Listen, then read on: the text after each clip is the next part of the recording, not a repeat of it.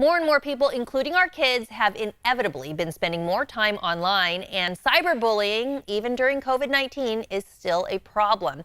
In fact, our very own tech expert, Burton Kelso, has been a target for cyberbullies, so he's fighting back and using his own experience to help others.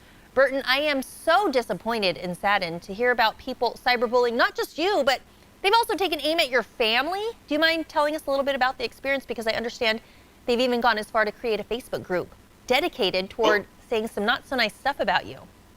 Oh yeah, and it's continues on, but it all started with me creating a community group on Facebook, and so I wanted to make it neutral, ban some people.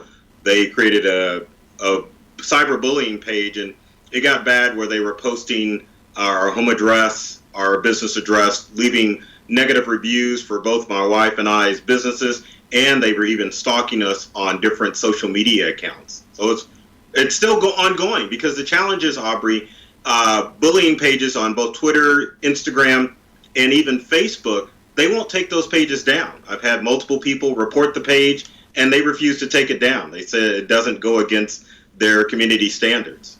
Yeah, I mean, we keep hearing about cyberbullying, and unfortunately it keeps happening. And you hear about, these cyber thugs because they hide behind a computer.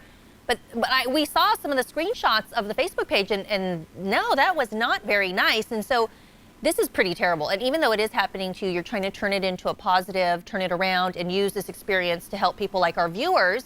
You have tips that we can use to prevent or try to avoid being the victims of cyberbullying. So what do you suggest we do first?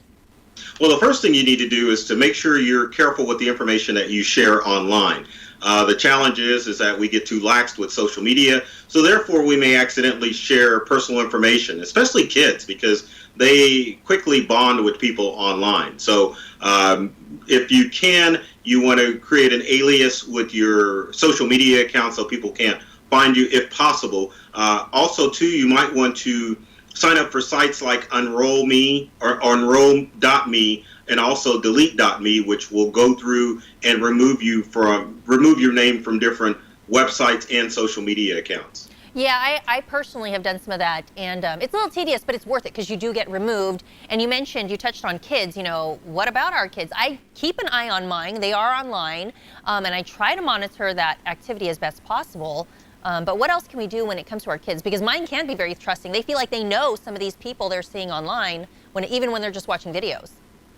Right, and it's important for parents to always monitor your kids' devices, because you can install parental controls on your kids' gaming systems and on their computers, but there is no all-encompassing parental control that can monitor what goes on in chat rooms. And so usually that's where your personal information is shared. So always grab your kids' devices, take a look at it and see who they're interacting with. Make sure that they are not bullying, and also make sure that they're not becoming victims of cyberbullying, because with no school, kids don't have those resources to go and report when there's cyberbullying activity going on. Yeah, you've got to talk to your kids, and I make sure I tell them you do not talk about anything personal.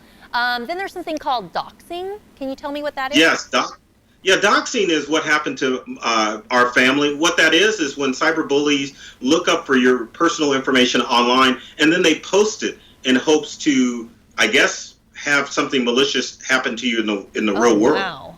And it's really illegal. So if you see someone doxing or putting your personal information on social media or on even websites, you need to report it to your authorities immediately, because obviously you don't want any harm to happen to you or your family. And also with online gaming, you need to be aware of swatting. And swatting is a practice where online gamers call local law enforcement to report a problem at your address, and then of course the authorities bust in your door, and it's supposed to cause embarrassment, but sometimes it can cause harm too, because authorities are thinking they're going into a scary situation, so they may rough up your family. Oh my goodness, yeah, it's no joke.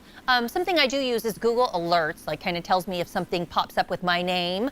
Can this be helpful to combat cyberbullying?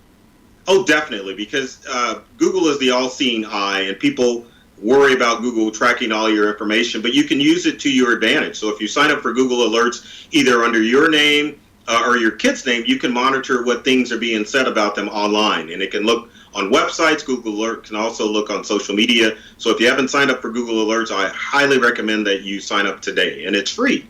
And then real quick, when it comes to social media, private, should we keep those accounts private? It depends. I mean, if you're like myself or you have to have a public account. But at the same time, if you're becoming a victim of bullying, or if you want to prevent your kids from becoming a victim of bullying, just create those accounts private, and then also make sure that you are blocking people that aren't causing problems. All right, Burton, great tips for cyberbullying. We appreciate you joining us. This interview involves commercial content. The products and services featured appear as paid advertising.